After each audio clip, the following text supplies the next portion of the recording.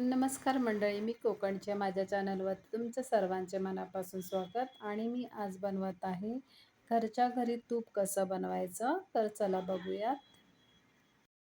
इथे मलाई आहे ती 7 ते 8 दिवसाची आहे आणि मी आता एका भांड्यामध्ये काढून घेते.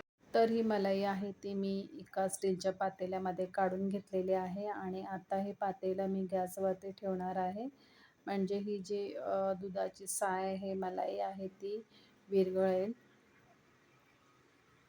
तर इथे बघू शकता, ही मलाई आहे ती विरघळायला लागलेली आहे.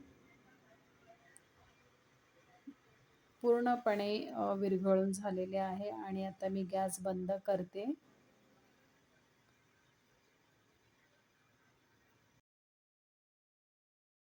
तर आता गरम केलेली ही मलाई आहे ती मी एका दुसऱ्या स्टीलच्या पातेल्यामध्ये काढून घेतलेले आहे. आणि इथे मी एक ग्लास घेतलेला आहे पाण्याने भरलेला, तो आता मधोमध ठेवलेला आहे.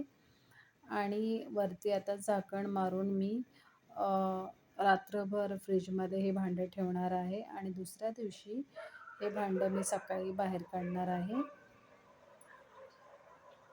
तर याच्यावरती झाकण मारून आता हे भांडं फ्रीजमध्ये ठेवून देऊयात.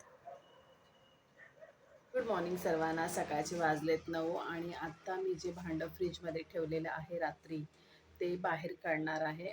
तर आता हे भांडं मी फ्रीजमध्ये काढून घेते, जे रात्रभर मी फ्रीजमध्ये ठेवून दिलेलं होतं.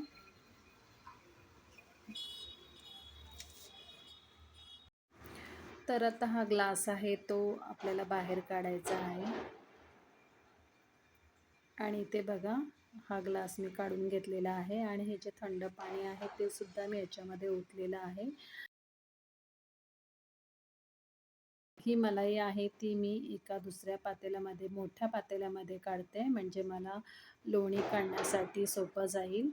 याच्यामध्ये थंड पाणी आणि बर्फ टाकून मी हे लोणी बाजूला काढलेलं आहे. ही जी पद्धत आहे त्याच्याने लोणी काढणं खूप सोपं जातं. तर हे बघा, इथे मी सर्व लोणी बाजूला काढून घेतलेलं आहे. आणि हेच भांडे मी आता गॅसवरती ठेवलेलं आहे. तर काही मिनटातच तूप निघायला सुरुवात झालेली आहे, ते बघू शकता तुम्ही. खूप असा घमघमाट सुटलेला आहे घरामध्ये. एकदम सोपा,